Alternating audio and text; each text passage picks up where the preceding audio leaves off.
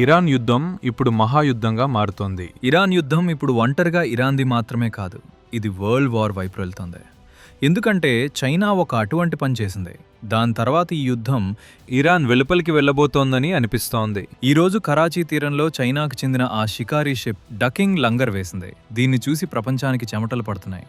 ప్రశ్న ఏమిటంటే, China Iran యుద్ధంలోకి దూకటానికి సిద్ధమవుతుందా, లేదా ఇది భారత్ను చుట్టుముట్టే ఏదైనా పెద్ద కుట్రనా?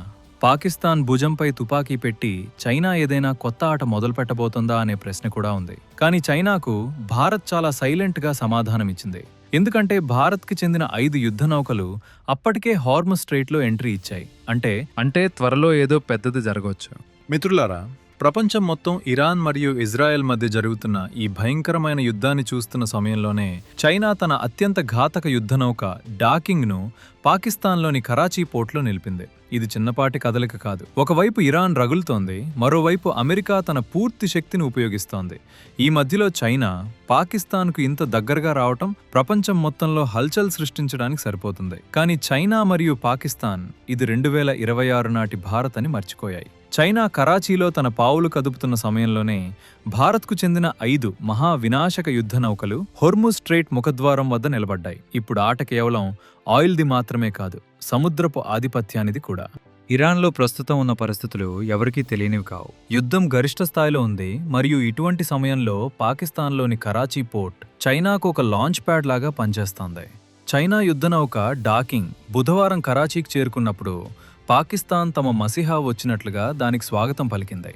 పాకిస్తాన్ నేవీ షిప్స్ స్వయంగా ఎస్కార్ట్ చేస్తూ దానిని బందర్ వరకు తీసుకువెళ్లాయి. ప్రపంచం ఇది కేవలం ఒక ఎక్సర్సైజ్ అని అంటోంది. దీని పేరు సీ గార్డియన్ 4. కానీ బాస్, పొరుగున నిప్పు అంటుకున్నప్పుడు ఎవరైనా కేవలం ప్రాక్టీస్ చేయడానికి వస్తారని మీరు అనుకుంటున్నారా? దీని వెనుక ఉన్న అసలు కథ చాలా లోతైనది మరియు ప్రమాదకరమైనది. చైనా మరియు పాకిస్తాన్ల ఈ సీ గార్డియన్ ఎక్సర్సైజ్ 25 మార్చిన మొదలై 2 ఏప్రిల్ వరకు కొనసాగనుంది. ఇది దీని 4th ఎడిషన్. చెప్పడానికి ఇందులో గ్యానరీ ఫైరింగ్, సముద్ర భద్రత మరియు సమన్వయం గురించి మాట్లాడుతున్నారు.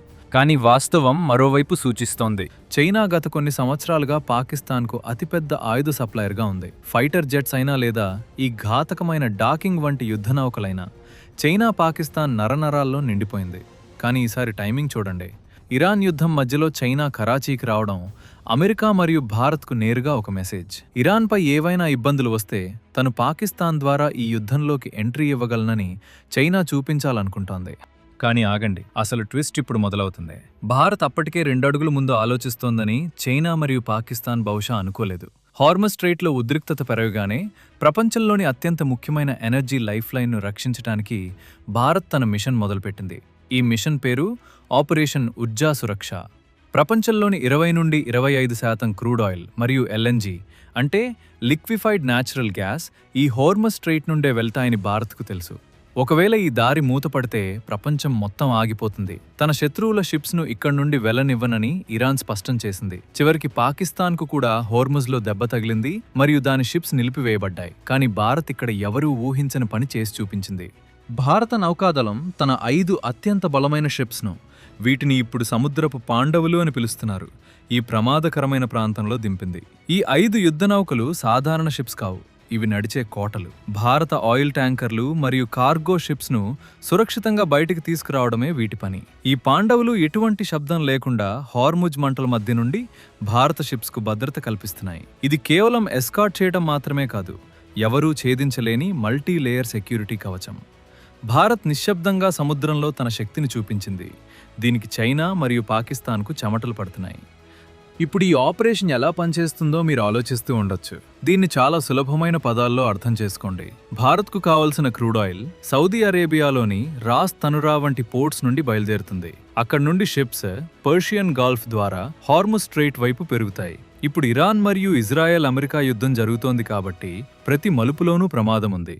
ఇండియన్ నేవీ ఈ షిప్స్కు రియల్ టైమ్ ఇన్పుట్ ఇస్తుంది. అంటే సముద్రంలో ముందున్న ప్రమాదం ఏమిటి, శత్రువుల కన్ను ఎక్కడ ఉంది అనేవన్నీ ముందే చెప్పబడతాయి.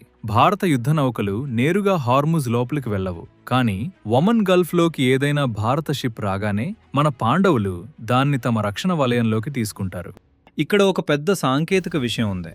దాన్ని అర్థం చేసుకోవడం ముఖ్యం. సముద్రం పైన కనిపిస్తున్నది మాత్రమే ప్రమాదం కాదు. అసలు ప్రమాదం నీటి అడుగున దాగి ఉన్న సీ మైన్స్. ఇవి ఏ పెద్ద షిప్నైనా క్షణంలో బూడిద చేయగల బాంబు గనులు. ఈ మైన్స్ నుండి తప్పించుకోవడానికి భారత్ వద్ద అత్యంత ఖచ్చితమైన హైడ్రోగ్రాఫిక్ చార్ట్స్ ఉన్నాయి. ఇది ఒక రకమైన డిజిటల్ మ్యాప్. ఇది సముద్రపు లోతు, అక్కడున్న రాళ్లు మరియు దాగి ఉన్న ప్రమాదాల గురించి ఖచ్చితమైన సమాచారాన్ని ఇస్తుంది. భారత్కు ఉన్న ఈ టెక్నాలజీ ఆధిక్యం యుద్ధ మైదానంలో దానిని అందరికంటే పైన ఉంచుతుంది. అందుకే పైన్ గ్యాస్ మరియు జగ్ వసంత్ వంటి పెద్ద ఎల్ఎన్జీ ట్యాంకర్లు, వీటిలో 92,000 టన్నుల కంటే ఎక్కువ గ్యాస్ ఉంది, ఇండియన్ నేవీ భద్రతలో సురక్షితంగా బయటకు వచ్చాయి. పాకిస్తాన్ మరియు చైనా కరాచీలో చేతులు కలుపుతున్నప్పుడు అసలు ఆధిపత్యం ఆయుధాల ప్రదర్శనతో కాదు, బాధ్యత మరియు శక్తిని సరైన విధంగా ఉపయోగించడం వల్ల వస్తుందని భారత్ నిరూపించింది. భారత్ యొక్క ఈ బ్యాక్ ఛానల్ డిప్లొమసీ అద్భుతం చేసింది. ఈ ప్రాంతంలోని దేశాలతో చర్చలు జరిపి భారత త్రివర్ణ పతాకం ఉన్న షిప్ ఎటువంటి అడ్డంకులు లేకుండా వెళ్లేలా భారత్ ఒక మార్గాన్ని సిద్ధం చేసింది. యుద్ధ వాతావరణంలో కూడా భారత షిప్స్ వైపు కన్నెత్తి చూసే ధైర్యం ఎవరూ చేయలేకపోవడం భారత్ యొక్క పెరుగుతున్న పరపతికి నిదర్శనం. ఇతర దేశాల షిప్స్ అక్కడ చిక్కుకుపోయి ఉండగా భారత్ తన ప్రజలు మరియు తన ఇంధన భద్రత కోసం కొండలా నిలబడింది. కానీ చైనాకు చెందిన ఈ డాకింగ్ షిప్ అసలు ఏం కోరుకుంటోంది? ఇది కేవలం పాకిస్తాన్కు సహాయగాం చేయడానికే వచ్చిందా? ఖచ్చితంగా కాదు. చైనా కన్ను భారత్ యొక్క ఆపరేషన్ ఉర్జా సురక్షపై ఉంది. అవసరమైనప్పుడు భారత్ యొక్క సప్లై చైన్ను డిస్టర్బ్ చేయడానికి ఈ ప్రాంతంలో తన పట్టు సాధించాలని చైనా కోరుకుంటోంది. కానీ 2026 నాటి భారత్ తన సముద్ర సరిహద్దులను మరియు తన ప్రయోజనాలను ఎలా కాపాడుకోవాలో బాగా తెలుసునని చైనా అర్థం చేసుకోవాలి. ఒకవేళ చైనా యుద్ధంలోకి రావడానికి ప్రయత్నించినా లేదా పాకిస్తాన్తో కలిసి ఏదైనా కుట్ర పన్నినా యుద్ధం గమనాన్ని మార్చగల బ్రహ్మాస్త్రాలు భారత్ వద్ద సిద్ధంగా ఉన్నాయి. ఇరాన్ యుద్ధం ప్రపంచాన్ని 2 భాగాలుగా విభజించింది. ఒకవైపు కేవలం తమ శక్తిని ప్రదర్శించేవారుంటే, మరోవైపు ప్రపంచ ఆర్థిక వ్యవస్థను రక్షించడానికి తన రక్తాన్ని చెమటను ధారపోస్తున్న భారత్ వంటి దేశం ఉంది. పాకిస్తాన్లోని కరాచీలో చైనా ఉనికి ఒక పెద్ద ముప్పే. కానీ ఇండియన్ నేవీ అప్రమత్తత ఆ ముప్పును ప్రస్తుతానికి అణిచివేసింది. దాదాపు 20 భారతీయ షిప్స్ ఇప్పటికీ ఆ ప్రాంతంలో ఉన్నాయి మరియు ఇండియన్ నేవీ ప్రతిక్షణం వాటిని పర్యవేక్షిస్తోంది. ఇది కేవలం యుద్ధ నౌకల పోరాటం కాదు, ఇది డేటా, టెక్నాలజీ మరియు సరైన ప్లానింగ్ల పోరాటం. భారత్ మానవతా దృక్పథంతో అందించిన సహాయం కూడా ప్రశంసనీయం. అక్కడ చిక్కుకుపోయిన షిప్స్కు భారత యుద్ధ నౌకల నుండి ఆహారం మరియు అవసరమైన సామాగ్రి అందించబడుతోంది. భారత్ కేవలం తన కోసమే కాదు, మానవత్వం కోసం కూడా నిలబడుతుందని ఇది చూపిస్తుంది.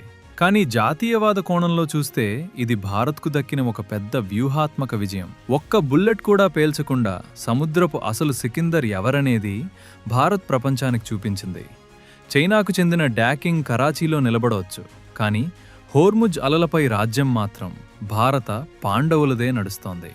చైనా కుతంత్రాలు మరియు పాకిస్తాన్ అసహాయత మధ్య భారత్ చేపట్టిన ఈ ఆపరేషన్ ఉర్జా సురక్ష ఒక ఉదాహరణగా నిలిచింది. ఒకప్పుడు హోర్ముజ్లో ఆధిపత్యం గురించి మాట్లాడిన పాకిస్తాన్ ఈరోజు తన షిప్స్ ముఖద్వారం వద్ద నిలబడి భారత్ వైపు సహాయం కోసం చూస్తోంది. ఇది కాలచక్రం సాబ్, ఇప్పుడది తిరిగిపోయింది. భారత్ ఇంత పెద్ద సంక్షోభాన్ని ఇంత సులభంగా ఎలా మేనేజ్ చేస్తుందో చైనాకు జీర్ణం కావడం లేదు. కానీ భారత్ విధానం స్పష్టంగా ఉంది. మనం ఎవరినీ కెలకం, కానీ ఎవరైనా మనల్ని కెలికితే వారిని వదిలిపెట్టాం. ఇప్పుడు ఒక్కసారి ఆలోచించండి, ఈ ఉద్రిక్తత ఇంకా పెరిగి చైనా నిజంగా ఇరాన్ తరపున రంగంలోకి దిగితే ఏమవుతుంది? భారత్ మరియు చైనా సముద్రంలో ముఖాముఖి తలపడతాయా?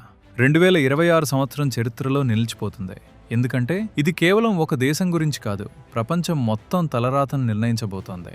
భారత్ యొక్క 5 యుద్ధ నౌకలు కేవలం షిప్స్ మాత్రమే కాదు, అవి 125 కోట్ల భారతీయుల నమ్మకం. అవి సముద్రపు అలలను చీల్చుకుంటూ ముందుకు వెళ్తున్నాయి. చైనా డాకింగ్ ఒక హెచ్చరిక కావచ్చు, కానీ భారత్ ఇచ్చే సమాధానం అంతకంటే పదునైనది మరియు ఖచ్చితమైనది.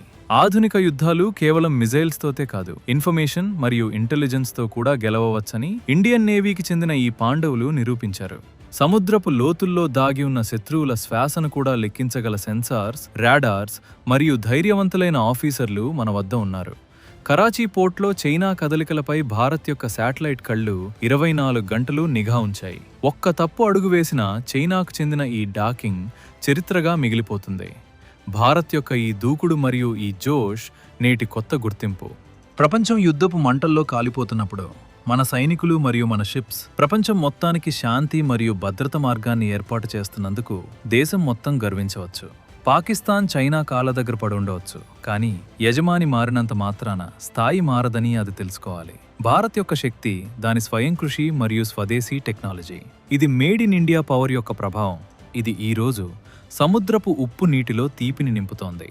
ఈ పూర్తి కథ యొక్క క్లైమాక్స్ ఇంకా బాకీ ఉంది. చైనా మరియు పాకిస్తాన్ల ఈ ఎక్సర్సైజ్ 2 ఏప్రిల్న ముగుస్తుంది. కానీ ఆ తర్వాత చైనా సైలెంట్గా వెనక్కి వెళ్తుందా, లేక ఇది ఏదైనా పెద్ద తుఫానుకు ముందున్న ప్రశాంతతన? భారత్ అయితే తన ప్రిపరేషన్ పూర్తి చేసుకుంది. మన షిప్స్ మోహరించబడ్డాయి, మన మిజైల్ సిస్టమ్స్ లాక్ చేయబడ్డాయి, మరియు మన ధైర్యం ఆకాశమంత ఎత్తులో ఉంది. ఒకవేళ చైనా హోర్ముజ్లో ఏదైనా సాహసం చేస్తే చైనా రాబోయే తరాలు గుర్తుంచుకునేలా భారత్ దెబ్బ కొడుతుంది.